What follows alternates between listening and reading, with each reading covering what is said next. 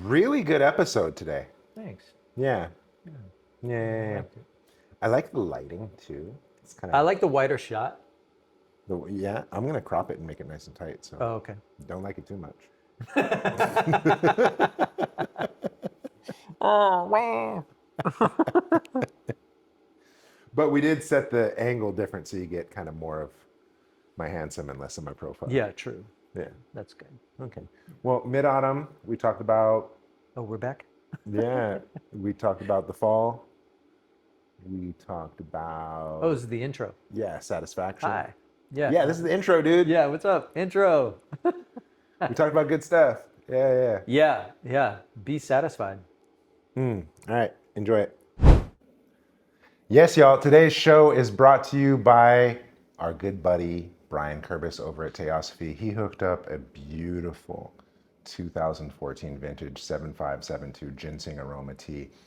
In reality, I got this from him last year, and it was amazing then, and it's been storing and aging, and so we're drinking it again now, and it's just as good.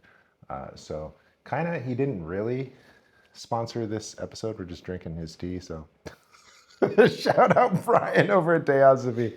Go ahead and get some tea from him. He knows what he's doing. All right, enjoy the show. It'd be all bad. Oh, we didn't sort out what we're gonna drink. That's not very Rooster Moon of me. Yeah, where's your precision, monkey? Well, I was drinking this earlier, but I don't want to serve you old tea. Thank you. By old this I afternoon. appreciate it. Yeah. Hi, everyone. Oh, I didn't see you there. Yeah, it's not Monkey Moon anymore. It's Rooster Moon. Yeah. I was actually, right before I came down here, I was thinking about like what to say to monkeys this moon. And it was a little bit like, tough room. Yeah. The room suddenly, Shape up. everybody lost their sense of humor like that. They did. That's okay. Accurate. All right. Well, here we are. Yeah, nice and relaxed. Second moon of autumn. What does that mean? Well, every season, with the exception of the earth element, but every season is assigned to an element. In every element and season gets 2 moons. So spring gets, tiger and rabbit, right? That's spring. And then dragon represents the bridge between spring and summer. Oh, That's the whole point of it. that's a cute way to look at it. That's So the it's tradition. a yin, a yang, and a transit. I mean, you've said it a million times. Yeah. But okay, so each season gets 2 2 moons moons, and action. A yin and a yang, Mhm. right? Version of the moon. The yin comes first. Yang. Yang comes first. Yeah, yang comes first. Learning. Learning. It's Many good of moon you- for learning. Yeah. It's a good moon. Many of you are learning alongside with me right now. Okay, so yang comes first. So spring hits. Yeah. It's yang moon first, yin moon second, transition moon. So tiger is the yang, rabbit's the yin, dragon is the transition. Summer, snake is the yang, horse is the yin. No. Oh, well, it's not. It alternates. So in spring, yang is first. In summer, yin is first. Now I confuse me. Okay, so that would make sense if yin is the snake and yang is the Oh yeah, horse. it's I yin, get that. It's yin fire. Yin Okay. fire means snake. But goat's still your transition. Those are synonymous. Goat is a transition. Okay. That's yin earth. Got it. So now here we are. And then it's yang monkey, Yang monkey, yin rooster. yin rooster, and then yang transition to winter, which is the dog. Which is the dog. And Okay. then yin, which is the depth of seasonal yin, the absolute depth, the bottom of the endless sea is the pig. Okay. So that's why they're yin. And then the yang would be Then rat. yang rat is the sort of the road out of the endless. Okay. And transition is ox. And the ox is the yin beginning, or the yin ending of winter. I just did that in my head. Yeah, welcome to my world. Yeah, constantly in this place of calculation. That's what it's like to be a Chinese astrologer. What time is it? Why do I feel this way? Oh, what time is it? All right. So, We still haven't figured out what we're drinking. So, it's fall. For yeah. those of you in our tea How does it club, feel? It feels good, doesn't it? yeah, I like. I love the eighth moon. I'm a spring guy. I'm a cherry blossom guy. Spring is where I'm at. Well, yeah, it's hard to argue with spring. It's like the full. They both offer a kind of relief. So spring is like, oh my God, we're gonna grow again, and the relief of fall is like, oh my God, things calm down now. Like that's so they both offer a sense of relief, and the potential to renew one's inspiration, but they do it in different ways. So the outward flow of spring is to like, let's try things out, and the inward flow of the autumn is to, how do I really feel? So, yeah. So I love the eighth moon personally, and I think it was actually Ming's favorite time of year as well. Wow. Yeah, he was fond of the eighth moon. Shout out, Ming. Speaking of, when we did that talk on his birthday, Yeah. we getting good feedback. Oh yeah. Yeah. It was Do we you did the remember? interview, right? Yeah, we did the Yeah. interview. And remember how it just cut off suddenly? Yeah. Done. Yeah, we're done. Story's not over. Fuck it. Yeah. Oh well. I've already gotten feedback. Wait, what happened? Is it What bigger? was the story? I can't remember what the story was. Yeah, I mean, the eighth moon is the second moon of autumn, and it's the time where the drawing inward starts to gather momentum. And I'd say, in some sense, the seventh moon. So there are phases to the development of seasonal yin. There are phases, like in terms of how does yin develop, right? We know it's here, and the eighth moon is like, okay, it's here, especially at the equinox, right, which we are still in the middle of. The autumn equinox is this balance, right, between yang and yin. But the direction is pretty clear. Like they may be balanced, but the tendency is towards, yin taking over again. So the equinox is basically the time in which, the autumn equinox is the time in which, yang has fully relented. It's exhausted. So I think some of the images that Ming had used was like, old grandpa now being tended to by my granddaughter. the granddaughter, the very capable granddaughter. No, don't take those pills. You can't drink wine anymore, grandpa. Like kind of taking charge of what yang is still able to do. But there's insight. Yeah, there's still like, well, from my experience, you really shouldn't buy a house in February. Like there's a history that yang of activity that yang can draw on to provide wisdom, in this moment. But it's not really capable of doing anything anymore. It's done. That's what I call the kind of pencils down moment. Where okay, we're done. And that's really, that is the autumn equinox, is that kind of pencils down moment. Where yes, there's still stuff to do, but everything that we do now is tied in some ways to momentum. It's tied to following, like we're following a momentum. So to some extent, we're kind of asking permission from the environment whether or not this is still a good idea, because the curtain is coming down, as it were. So it's harvest time. There is this kind of gathering inward in this assessment period. Uh, the eighth moon associated with the rooster chi is time for edit and refinement, the kinds of transformations that can come out of refinement and that kind of deep investigation. Now that's been happening, it's been suggested through the seventh moon to do this, like to bring ourselves in close. And that has to do with the first stage of the development of seasonal yin, because it's not like yin just comes out of nowhere. It's been developing. It's just that yang was still strong enough to ignore it, right? Yeah. And so you had in the seventh moon, you have this kind of understanding that we can get carried away. Yeah. And that we can still think we can keep it up, right?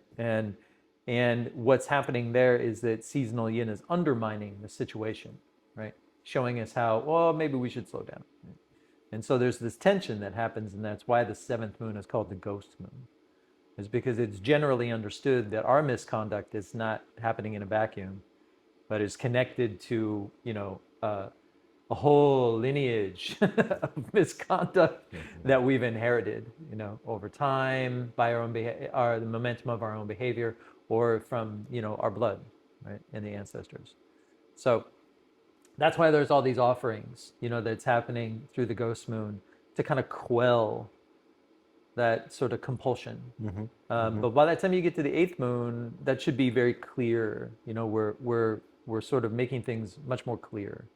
And that's the capacity. And here you have the sort of second stage, and I think perhaps like longer stage of the development of yin, which is the seductive phase, right? And that's where we could talk about the Mid-Autumn Festival. Oh, now's the time. Yeah. Yeah. So Mid-Autumn Festival is this Basically a love story, right? Yes, and it's grace, and all the images of the goddesses. Before, in the seventh moon, you had this kind of experience of the nymphs, what are called the nymphs, and they come to kind of like re-inspire you. Like as you're drawing inward, remember what it is that you are actually inspired to do. Midlife crisis? A bit like that, but it's more about this transition from being to doing, and then back to being. So, our nature has this being quality, and then as we become inspired to move, right, we go from being to doing automatically. Right? And so when yin is kind of taking over and undermining, it's encouraging this transition from doing to being, to kind of retrace our steps. And so the experience of retracing our steps, wow, it's pretty potent. Right. Yeah. It's first rinse. Yeah. Wow. So luscious. Good. What I appreciate about tea practice is that it's so there's this such an emphasis on abundance that I can like pour out this first poignant amount of tea, and it's actually a gesture of like confidence. Yeah, there's always more to come. It's really, really lovely. Oh, subtle. Shout out Brian Theosophy. Today we're drinking a 2014 vintage 7572 ginseng aroma. It's nice. It's nice. I have a few to sell. I'm not going to ship them to you. I'm not going to go to the post office. But if you come here. The government shut down anyway, so. Oh, word. Well, yeah. Take that. So, yeah, come here. I'll serve you some, and then you can get some that way. But otherwise, you just have to watch me like make all these epic faces. Oh my God. Oh. Tea drunk face. Where was I? Talking about this kind of seductive quality of yin. And then another word for this would be enticement. Like come, come, like be nourished, come into your own experience. And so you have these images that going from the nymphs to the jade ladies. So the nymphs are like basically pave the way for the jade ladies to come. And basically the jade ladies will give way to the celestial forms, which is as you go deeper into winter, that's when they appear. I've always been told to be careful of the jade ladies with the yoni eggs. Be careful. Be careful. That may have something to do with your own fate. You in particular. um,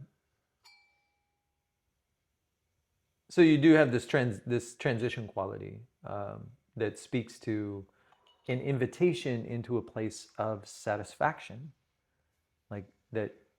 We've been talking about pursuing fulfillment all summer long. When do you get it? Is it just open-ended? Get it where you can, or is there a period of time where you're supposed to feel satisfaction, like, like, and so yes, it's now, like now, like that's what the Mid-Autumn Festival is about, is the experience of satisfaction, I can't get no. right? So the real primary difference, and this is like it's a very important distinction, and why most Americans would be like, "What do you mean? What? Not possible?" Like satisfaction is always like right around the corner, and that's because it's linked to in our cosmology, the one that's prevalent in this culture. It's tied to the pursuit of some idealized material state. We have a vision in our mind of that's why we love playing these games of like what it would be like if you won the lottery. That's when you would really be satisfied. Like everything else is kind of pales in comparison. This is Platonic forms. Hate to get all nerdy on you, but like that's clearly the influence of that sort of thing, and this otherworldly transcendent, this preference for the transcendent experience rather than ordinary human experience. So because we have that, we can't really get on board with the sense of satisfaction. You're always qualifying the experience somehow. And for this particular cosmology in the Chinese worldview, that's a mistake. That's a mistake, a big, big mistake. Because if you're only waiting, if you're qualifying your sense of satisfaction, delay is all you get. That feeling of delay. And what is that? I'm not going to remember this poet's. A dream deferred. You're constantly in this space of a dream deferred, which just gives rise to anger and tension, and right? Langston Hughes, a dream deferred. Yeah, no, that's not in this cosmology. No deferment, But what is required is a sense of sufficiency. Like what is enough? Can you find that place in yourself where you feel like it's enough? Wow. So then you're over here quoting poets. Let me quote a poet. Yeah. Sheryl Crow. Please. It's not about getting what you want. It's about wanting what you got. Right. I want to soak up the sun. Right. That's why I say, like, you can never get to where you want by condemning where you are. Like, you just can't get there from here. So this is a sort of stage of the season where that sense of satisfaction is freely available in the environment for us to roll back into our experience and find out where, it's not so bad. And like that sense of, sufficiency or sublimation, even sublimation, where I'm like, where I might sublimate my experience into works of art or poetry, even if I am somewhat discontent and dissatisfied, I can find expressions for the emotions that I'm feeling. And this is the courtship with yin. This is where our emotions get to take on new textures and meaning, of longing, of our, expressing our experience in increasingly more subtle ways. And this is why the eighth moon is so delightful, because all of this is sort of the essence and the expression of human culture, that we actually get to separate ourselves in a certain respect from all the other animals within nature and have this kind of like self-reflection process, and to generate expressions of art and self-expressions through our experience. But if you're constantly pressing your chi out, you don't ever get this relief. You don't ever get to feel this kind of satisfaction or sublimation, that can lead to different degrees of satisfaction. So my advice to anyone watching this video, don't wait. You're fooling yourself if you think that, your fulfillment's right around the corner. It's now. Wow. There's a Qigong for that. Oh, nice. All right, for this month's theme, we have conversations of coming home. We have conversations of contentment, satisfaction, right? There's digestion involved, harvest, right? And so all of these themes come together. And we have a really special Qigong for that. And it's very simple. We're just kind of rubbing our belly. Now, there's a few details to this. I want to put my right hand down on my right side, and I kind of want to trace my thumb up and follow my fingers across. Then I go down and pull around, and this pathway traces my large intestine, right? So ideally, it promotes peristalsis. And for extra added benefit, I would put my left hand on top and I'd kind of align my Lao Gong point to Lao Gong point, okay? And so that's the movement. Now, your generic way is to kind of just use your arms, right? But again, in this conversation of autumn, we're going home, we're going inwards. So we're gonna explore the same movement, but perhaps with a bit of an internal view, okay? So what's gonna happen is you're gonna start with your feet and you're gonna rock back and forth between heel and toe, right? So one foot presses on the toe, other foot presses on the heel. You just alternate back and forth, right? And it doesn't have to be dramatic, but just feel the weight shift, okay? And when you do that, you may notice that your knees wanna move too. One straightens, one bends. And then when you get that working and your hips kind of turn with it, and by virtue, your shoulders. And next thing you know, my whole body is kind of turning over here to this way and turning over here to this way, okay? So that's my pivot, the torque on my pivot, right? And when I have this going, all I have to do then is kind of straighten and bend my elbow, and I can kind of create this same turning, this same stirring of the cauldron, this same polish of the navel, but it's an internal mechanic versus this external circle. Anyway, maybe that makes sense to you. Enjoy your practice. So that was cool. Yeah, that was fun. Yeah, it's very. There's a lot of promise in the autumn, but of course there's basically a lot of steps in the journey between complexity and simplicity, right? And so that's kind of where we're at is in this sorting things out. The journey from stupid to smart, complexity to simplicity. Yeah, same. Going from complexity to simplicity. Chaos to genius. Yeah. So there's a lot of different approaches on that, of course, but there is a sense in which, at this point, Rooster Chi and the eighth moon it's survival. Like you have to do this. If you're sort of ignoring and trying to continue to accumulate and depleting yourself, you're misconducting yourself. Like, Rooster doesn't. There's no alternative, to this understanding. Like, it's it's binary situation. Like, so Rooster's very binary. There is a correct way to do things, and so that kind of making clear assessments. It doesn't matter if you succeed or fail, in the cosmology of the Tongshu, because your nature is never, your being nature is never harmed by the relative condition. So whether you succeed or fail is in some sense like not even relevant, but just making a clear decision is just to be in alignment with the season. So you could be like pull the ripcord, because like I can't get clarity, so I have to abandon ship. Perfect, or like some sort of radical edit, that gives you an escape.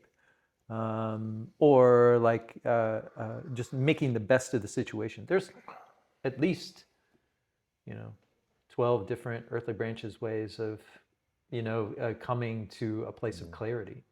But this is the moon to do it, because you don't want to be carrying anything burdensome or complex as we make the transition into winter, because you'll lose track, because this is the time when your excesses need to be clipped. You gotta clip those wings. Yeah. And you have to settle out and balance the ledger, harmonize excess and bring things into a state of equanimity or a balance. So that's really the encouragement in the eighth moon. Okay. And there's a lot of support for it. The only thing about being in a wood rooster moon is that you may think you know better, or be sort of inspired to make impulsive conclusions and kind of make a mess of things. But better to do that than not to do it at all. Yeah, it sounds Rooster. Yeah. Speak before you think. Let speak before you think it through. Like that kind of thing is very available in this particular rooster moon. So we may speak before we have clarity, and yeah, so we have to expect a kind of potential open mouth insert foot sort of moments where you have to backtrack. So there may be double work in the refinement process. But you shouldn't think of this as a perfecting process. It's not a perfecting process. We're sublimating, and by Ming's definition, the sublimation quality is to reveal the sublime quality of our being through our doing, right? So yin power, which is now engaged, and yang power is receded, right? In bed, grandpa's in bed, is a kind of revealing that happens through deconstruction, right? Rather than a process of assertion or construction that comes with yang power. And yang power is just trying to push things into existence. And yin power is like cutting things back, and then you cut away the stone and there's your sculpture. Right. So that's yin power, but you won't really catch the subtlety of that unless you're willing to draw inward. If you're, the time for pressing your chi outward is over. So if you're doing that still, you are squandering your chi. You are misconducting yourself. Like you can have an answer this moon, which is like, oh well, maybe there's a compromise, blah blah blah. Like eighth moon is like, no, if you're doing that, you're squandering. So that's possession, dare I say? Yeah, in some respects, or conditioning, or in Ming's teaching, he would say this is what it's like to be, enraptured or entangled in an ideal. Like that's why ideals are so dangerous. Ideals really have no place. Dude, I was just writing about how dangerous ideals are, and like I lost 20 subscribers in my newsletter. No way. Yeah. Wow. Well, bro, I was just today, I was writing about how, I am probably trying too hard to convey the principles of this tradition through a Western lens. I'm probably trying too hard to say to people, there's benefit here. You should look.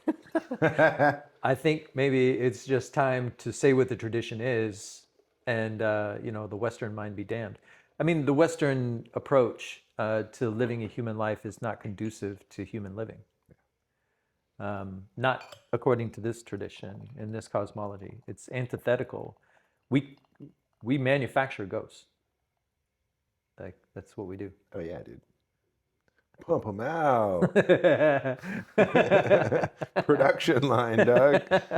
Yeah. Production line doesn't stop. 24/7. Just pumping out the ghosts. Just in time for Halloween. Right. How do you like this? I like it. Yeah, it's nice. Huh? It's very. It's not. like on the flavor palette wise, it's not punching you in the nose, right? It's like very smooth, and kind of flavor palettes more to the back of the mouth, the palate, than the front. Whereas like some pears are kind of like nasal. For sure. They're really earthy. Yeah, this definitely hits in the back of the olfactories. And I really like the minerality of this. This kind of wet soil kind of feel. We had this last year and it tasted great then, but now in effect it's aged a year. Ah. It's revisiting. Okay. So flavor is slow? Flavor is slow. Stop. Collaborate and listen. Like. Oh, we went two different directions. Yeah, we did. You went Motown, I went Vanilla Ice. I think I was trying to think about the flavor is slow on that. I think, it's double check. Just double check. Measure twice, cut once. Yeah, pretty much. Like that's certainly the case because there is this, there's still activity that's happening because we're in this harvest place. But come a week from now, because we're shortly after, so the full moon and mid-autumn festival happens on Monday. Monday? Monday. Mid-autumn? Mid-autumn's on Monday. Yeah. Okay, I gotta call my Sifu. Shout out, there's 4 times a year where you call your Sifu. Students, that's me, okay? So birthday, and Chinese New Year, okay? But also Teacher Appreciation Day, September 10th just passed, and mid-autumn. Nice. Those are the 4 times you call your teacher. Right. Yeah. Right. Hey, so what was the question you had earlier about the mid-autumn? Like, what's mid-autumn all about? Yeah, so Chinese New Year is not Chinese New Year. We just call it that. It's the welcoming of spring. It's a spring festival. Right? Yeah. It's a spring festival. So we celebrate the beginning of spring, but we celebrate the middle of autumn. What's up with that? I think it's related to, as you were saying, we're like encouraging yang in the spring. And like sometimes... Hold on, did you say, as I was saying? Are you saying that I said something right? Are you referring to my perfection? It's on tape. So yeah, in the spring, you did make this point. Like we are inviting yang to come forward, right? Think of spring. Think of spring begins and the first moon as this kind of time where it's still, yin is on the surface, but little yang is underneath wiggling, right? So you don't really feel the breaking through, that doesn't happen in the first chi node. It doesn't happen until like insect stirs or like even the as you get closer to the equinox, right? The spring equinox. That's when you really feel it. So it's subtle. It's very subtle in the beginning. It's almost dreamlike. Yeah. So that kind of waking up from sleep a little bit. You're not ready to go drive a car, right? If you're just waking up, like you need a little bit of time to kind of put your shoes on, all these things, right? Yeah. For preparation. Even Vin Diesel, Fast and the Furious. Yeah, just Yeah, stretch first. Yeah, you got to stretch a little bit before you drive 90 miles an hour right away, like some kind of Batman, like shoot out of your bed straight into the car. Wah. Yeah, they don't do that, right? Like season doesn't do that. 0 to 60, go. Go. Spring. So there is this kind of invitation that's about like coaxing yang. Come on, time to get out of bed. So that's really what Spring Festival is all about. Is like dusting off the dross, get it coming out of the house, and like that follows this period in the 12th moon, where and there's like a chi node within the 12th moon where you shouldn't go out at all. That's the idea. And you shouldn't interact with anybody who's not blood related. You know, like you have this very strict kind of concentration of attention. Like, and you're not even really supposed to fire up the stove. Like you're just eating leftovers and you're being very austere. That sounds like the Sabbath or something like that, right? And it's really about respecting and showing respect for the winter. As well as like preparing yourself to then come out into the light and like start to circulate and go talk to your neighbor, you know, like, and that's why, you know, some of the festivals of spring where you go take food like baozi and like, and dumplings and stuff to all, you know, you bring them to all your neighbors and you're renewing all the friendships, you're renewing all the relationships. But that's really only meaningful if you actually take the step to retreat, you know, like on some kind of ritual level, Fair enough. you know? Yeah, you got to say goodbye before you say hello again. Right. So, so it's kind of part of all that process, you know? But when it comes to the middle of autumn, you know, I think it's because that's when we're finally clear of belligerent yang. You know, that's when we're finally clear of all that nonsense. Is like that's when you can really celebrate the return of yin. So it's really important to understand in this particular cosmology. It's centered around the moon. It is not centered around the sun, right? So the 8th moon is the return of yin power, and so it is this like, oh, thank God we made it. You know, like we are now free from this kind of intensity, this driving intensity of seasonal yang, right? We've survived. You know, so it's generally considered, yang is considered dangerous. Wow.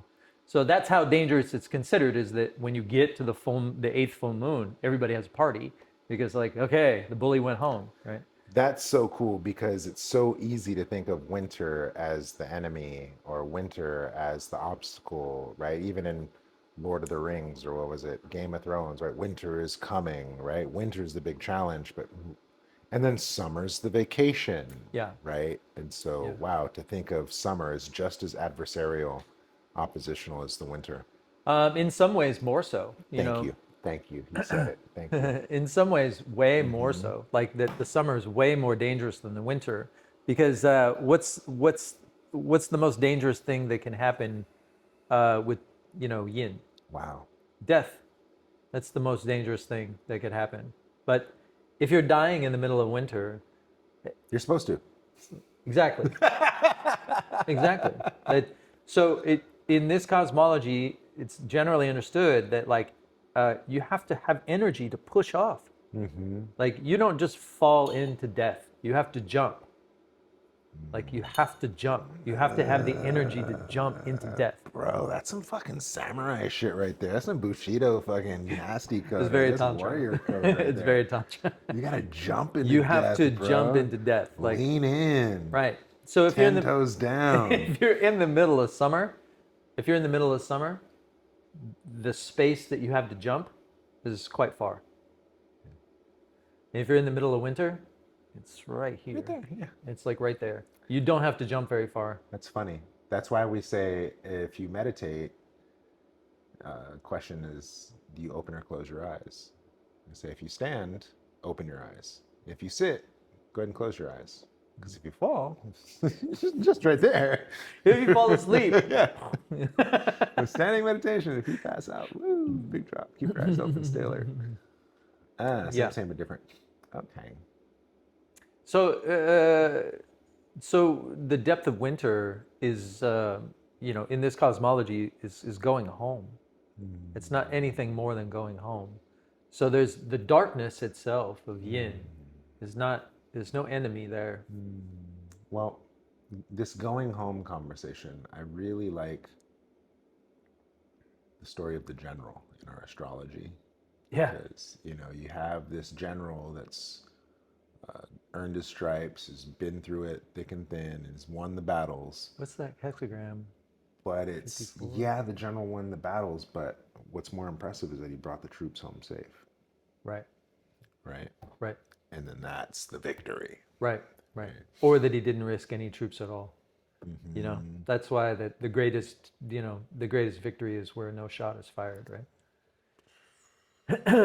But there is I think it might be 50. I'm not sure, but it's called no, I can't remember the name of it.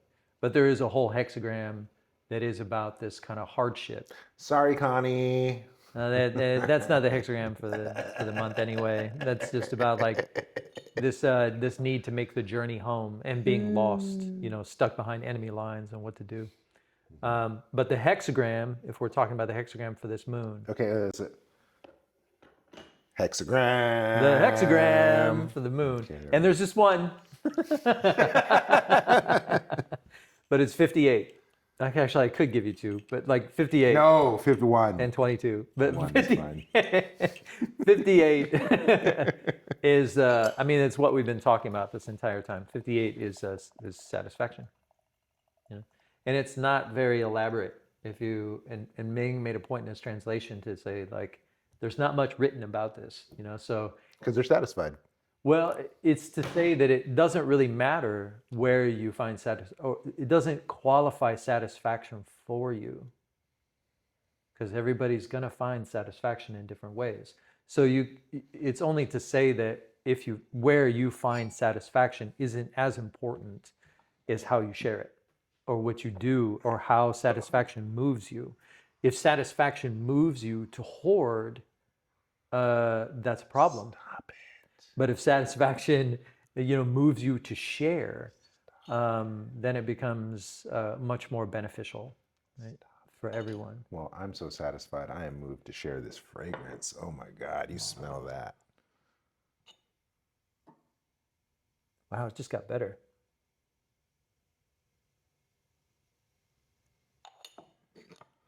Right? Yeah, Right? yeah. Might have to get some of that. Dude. I'm gonna buy it all. Speaking of hoarding. Yeah, so 58. 58. But also 22. Dude, the fact that he can just pull these. But I can't remember hexagrams. the one that yeah. Hey, it's fine. I'm impressed. Okay, a game recognized game. Because your boy Confucius, on his deathbed, he was like, "If I had 50 more years, only I Ching." Yeah, that's where I started in my journey with this material. When I was like 19. I had the Wilhelm Baines translation. Don't read that translation. Terrible. Yeah. It is no good at all. It's no good. Yeah. Dry. It's totally all the implications and then the expressions of language, using Jung, in it's like totally worthless. It completely waters down the tradition. But wasn't that the one? There's a story of Wilhelm. He was a skeptic, and he goes to Germany, and he's not even there for the study. And then he meets some monk, and then he met the monk in his dream. Sure. And then the transmission, boom, happened, and he translated it from Chinese to German. And the way that I understand it is that's the only one that could be translated from German back to Chinese. Yeah, yeah. Because he just translated it on point because it was transmission based. Yeah. My feeling is like a lot of like classic works that were translated between the 40s and 50s, when all those barriers started breaking down, and then you got all these like lamas and stuff that were almost like leaving Tibet and all that stuff, where you started getting this outflow of the wisdom traditions to the West. I feel like there was a period of time that lasted several decades where there was this engagement with it, which was inherently very flawed, because the people who were engaging with that material were so influenced by their own traditions. So they were basically, the problem I have with the Wilhelm Baines translation is it is infusing it with the German mysticism tradition. So there's a lot of overlap of the German mysticism tradition into that translation of the I Ching. And so, like, that's not to say that the connection isn't real. It's just that the actual understanding of the history of the document itself, if you really wanted to have, I mean, people who vibe with that, there's a lot of eclecticism, in how these traditions sort of overlap. And then they kind of take on a life of their own. So within the German mystic tradition, they use some Strudel. version of a text that isn't really even loosely connected to it, But I think that Ming actually really, in my study of his material, really helped illustrate that there was this period of time where there was this real serious overlap and attempt at digestion that is, to use a word, kind of colonial. Or like Edward Said would say, is like this Orientalism, where, right? So there is this kind of way in which these traditions have been interpreted that is not actually in the context of the lived tradition in which it comes from. And so we have an opportunity now to correct that. And we are. Like, that's the next generations that are coming up are recognizing this sort of bias that comes along with translation. And Ming talked about that all the time. In other words, like, Jing is not sperm, like the Mantak Chia or whatever. Like, so you have that kind of, we have this sort of gap or distance. So there's a huge body material you can kind of get lost in. That's my view. And that might be fruitful to get lost in it. Like Carol K. Anthony, I read a lot of her translations of the E and all these like addendums and interpretations. Many books to help you understand the translation that they were providing, and like all these different, like, the real insight or the secret insights of the book and all that stuff. And then you read, like, you can bring out Ming's translation. It's very small. It's like, no, there's no secret. It's just, this is the, boom, there's your answer. Yeah. So the only secret that comes through your engagement with the material itself. Right, because it's generally understood that it's a tool of premonition and divination. So your engagement of it is where all the secret is at. Like, there's no secret in the text itself. That just sounds like quantum physics. Kinda, yeah. The proton that's observed, or the particle that's observed, right, versus the unobserved. Schrodinger's cat. Yeah. Wow, we're smart. So many erudite references. Whoa. Yeah. So, speaking of erudite references, what would Ming be doing right now? Oh. What would Ming be doing? What would Ming be doing? We're going to play with that. Yeah, okay. That'd be so dope. Man, probably translating something, I think going back to school business, that we talked about, I think, last moon as well, is this return to study and structure. I think actually deepens. So maybe having or hosting a retreat of some kind, where like next layers of teaching are provided. Yeah. He would do, what was it, that bamboo meetup? Bamboo group. Yeah, the bamboo group where they'd just get together, they'd practice, they'd meditate, Yeah. they'd cook. Yeah. Yeah. So as I understand the bamboo tradition, because I actually, shout out Darren, Darren's the best. So I reached out to him, just curious. I'm like, did they ever record any of that? And the bamboo group, because right before Ming died, I was like, bamboo group or Gazar, like, because I was trying to decide which one I wanted to go. The gay czar? So Gazar, the gay czar. No. You're talking to a monkey. No. Gazar. Gazar means, I believe, courage. Okay, not these Russian Not oligarchs. Gazar, no. Okay. That have fantastic preferences. So that was, the Gazar group was for, now I can't not hear it. The Gazar group was for an exploration of Longchen Mintic Dzogchen teaching, like for the tantric traditions of conceptual meditation. Okay. So he did that for many years, and there's many recordings that were available to that. And then the bamboo tradition, the bamboo was about, from what I understand, was for Zhuang, for practice of Zhuang, non-conceptual meditation. So they would get together and study Lao Tzu as a source of inspiration for going into their own retreats. Because we don't really meditate together in the Got it. Zhuang. That makes sense. And I could see Lao Tzu being a good conduit for that, being he's kind of non-dual. Well, if you ever read Ming's translation, he says very specifically that the Lao Tzu is a manual for adepts at Zhuang. It's not for really anything other than helping you orient correctly to that non-conceptual meditation. That's what it's for. This is how you get to nothing and nowhere. Or just like, all the different, crazy. I mean, it's just amazing. His translation is quite incredible. And like for me anyway, speaking as a practitioner that I am, the way in which Ming helped me frame the Zhou Yi, he also did that the same for Lao Tzu. Because like we all read Lao Tzu and we're like, okay, like I don't know why I should care about. Wow, like super profound, but you don't really. What am I using this for?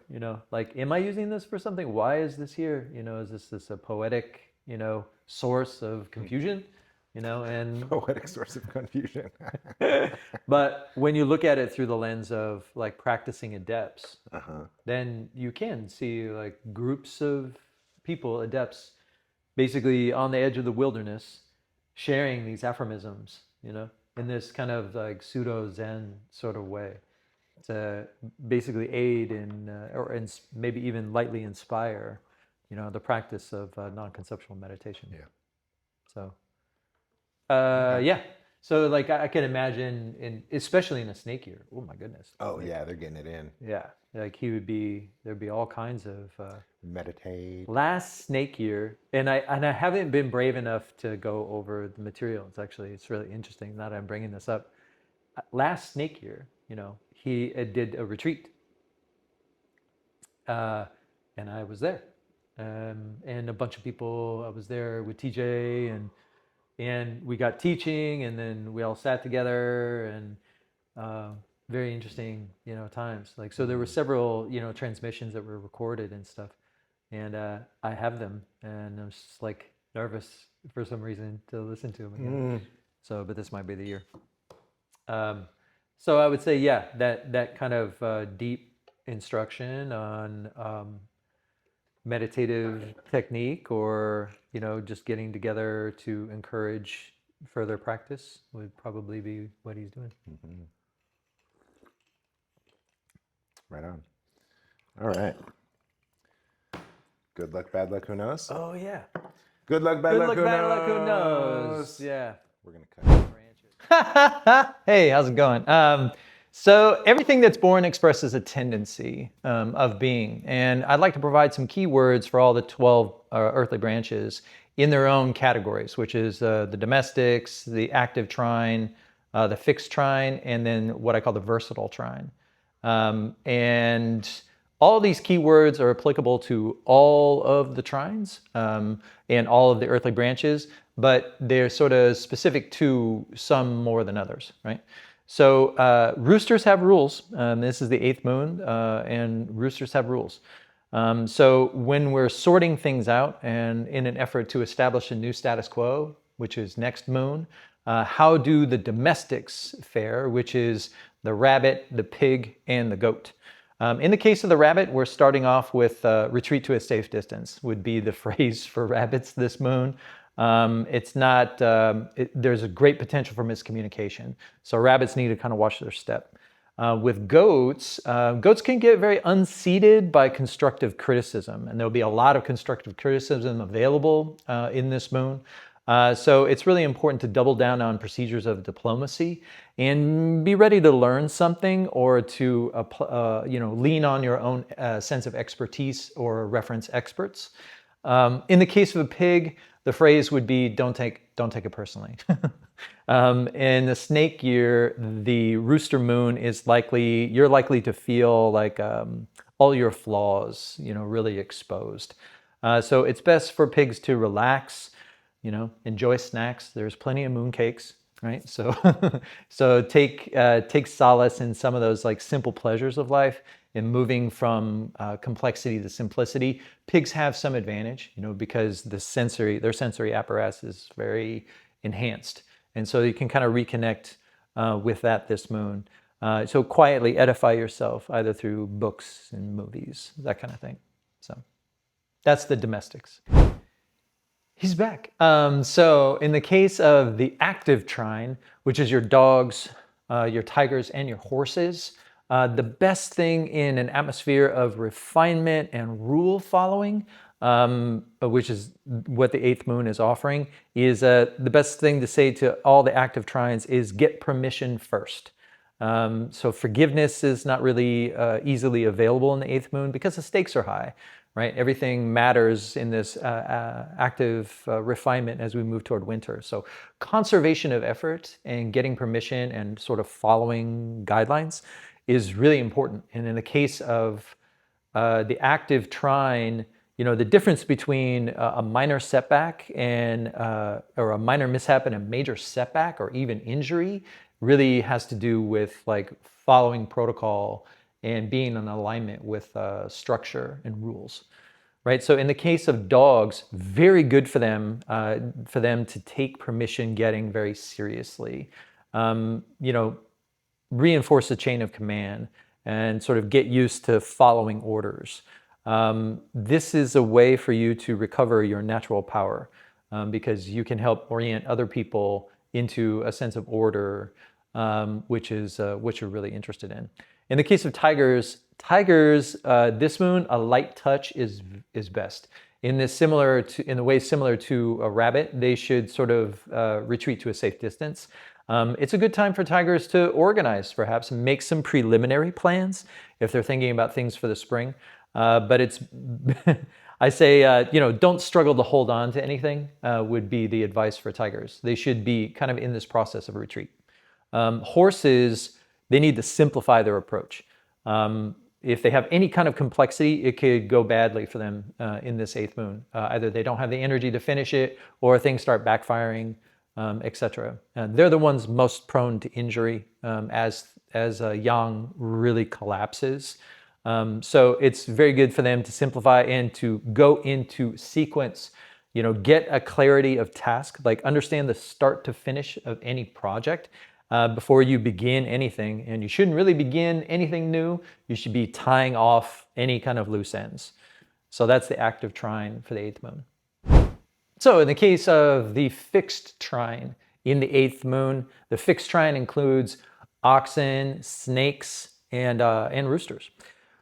So all three of these tend to do very well this year. In this eighth moon is beneficial for all of them in different ways because each one of these is very good at following protocol. The ox actually is the most favored of the three, and their best strategy in this eighth moon is to lead by example and help others, show others how compliance is done. So there's a great capacity you have here this moon to exude the principles of justice. And so it's like a kind of a magistrate. So it could be, you might be caught in some kind of conflicts where you need to arbitrate or settle out any kind of conflicts. Expect to be sort of a pillar of stability in also, negotiating fairness. And you'll do very well at that this year because you're going to be appealing to protocols and principles and precedents and help guide people along those ways. In the case of a rooster, roosters are going to take charge this moon. Obviously I'm going to tell you to go ahead because it would not be good for me to tell you no. So it's hard. You won't really be satisfied with no this moon. And so it's a good idea to clarify your protocols and principles. Even you can refine what it is that you're talking about. So to that end, don't necessarily go with your first idea. Brainstorm, like be welcome, input and feedback, and brainstorm a situation with those that you respect and that can hang with your intensity. In the case of a snake, The phrase here is read between the lines and keep your head down. This isn't a safety thing. This is actually, snakes are always following a hidden integrity. They are reading between the lines constantly. So in an atmosphere where protocols and procedures and precedent are fully activated, this is a great place to hide in plain sight. So enjoy the slower, that tells snakes to enjoy the slower pace and the subtleties of the season. So that would be the fixed trine in the eighth moon. Okay, so this is the most complex for the eighth moon, which would be the versatile trine, and that is your rats, your monkeys, and your dragons. So I would say for all three of these, they need to aim for integration. So there's a lot of details available in the eighth moon. Everybody's sort of fixated in one direction or another. There's a lot of accounting and settling out excess, like balancing and harmonizing excesses, etc. And these three are very good at integrating the details into a bigger picture. So in the eighth moon, these three, the rats, the monkeys, and the dragons, can be really exceptional advisors, providing like a bigger picture on a very small situation. So that means that they can work well on behalf of others. In the case of monkeys, these are the ones, the monkeys have the toughest out of the three. It's a little bit like, tough crowd, so if monkeys are the champions of complexity. So making things simple isn't always their first choice. It's kind of a waste of their talents to make things simple. So if it suddenly feels like everybody's, lost their sense of humor, this eighth moon, it's because they have. So you may be somewhat disabled this moon because everybody's sort of fixated in certain ways, and it's hard to shake them off of that. So don't try. The real the approach would be to feel free to bring your good ideas to the table, but don't expect anybody to quickly adopt them. But don't worry, the humility that you're sort of cultivating in this eighth moon actually goes a long way to establishing loyalty in the ninth moon. And that's where you'll find joy and friendships and solidarity. So this would be a very good time for you. So sort of look ahead. Don't worry about the sort of intensities that you're facing now. In the case of the rat, I would say the rat might be in the middle of a panic attack this eighth moon, and they should also relax as much as possible. If you can get over your anxiety of too much future think, they're kind of fixated on survival and they're constantly balancing, the ledger, then you can enjoy this sort of cost-benefit analysis and get yourself to a place of satisfaction, figure out sufficiency. In the case of the dragon, we're close to the ninth moon, and dragons go to sleep, in the ninth moon, in the dog moon. So you possess the broadest possible perspective, but it's possible that everybody might be too obsessed on the details to take you seriously. So their loss. Try to lower your expectations and prepare for retreat. Did we talk enough about Mid-Autumn? I don't What's know. what's the legend? What's the lore? It's like some love couple. It's like some Romeo Juliet thing. Yeah. Isn't that double seven? Oh no, that came and went. No, what am I thinking of? Mid-Autumn Festival. Mid-Autumn, and that's why there's the rabbit on the moon. The rabbit in the moon. Yeah, there's Right. all these myths. I'm not fully brushed up on exactly what the story is, but what I can say is that all of this is part of the seduction. This is these stories that elicit feeling. This is yin power going into the stage of seduction, whereas yin power, like very subtly up until this time, has been undermining yang, right, and creating this condition of openness and retreat and drawing inward, right?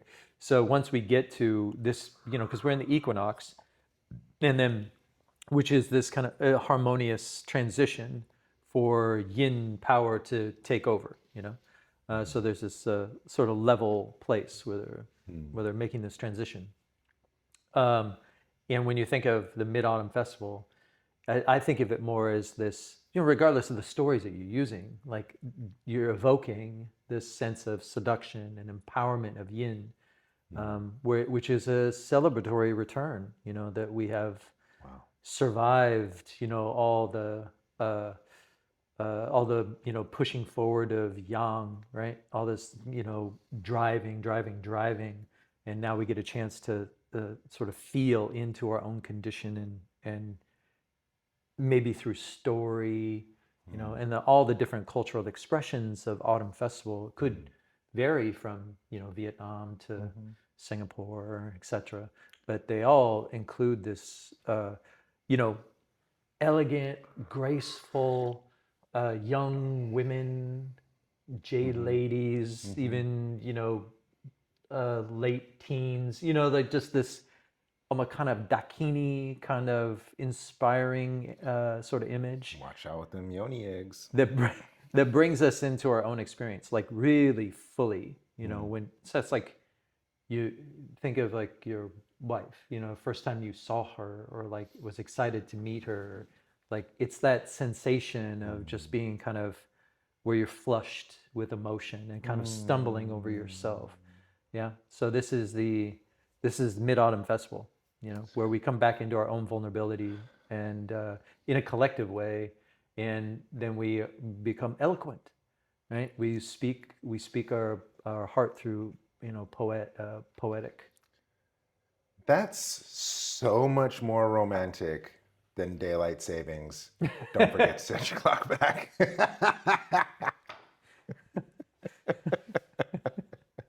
Yeah. Well, you've seen some of the videos of like everybody going home, like where people are just emptying out of the cities and they're going home for Mid-Autumn Festival. So then on vacation, mandatory vacation, nothing can happen for like the next 8 days. Well, these are the two largest mammalian migrations in the world. It's Chinese New Year and Mid-Autumn Festival. The legit largest mammalian. And with the migration Yeah. in Rooster, that's where the birds start migrating as well. So this Wow, so we're just like nature.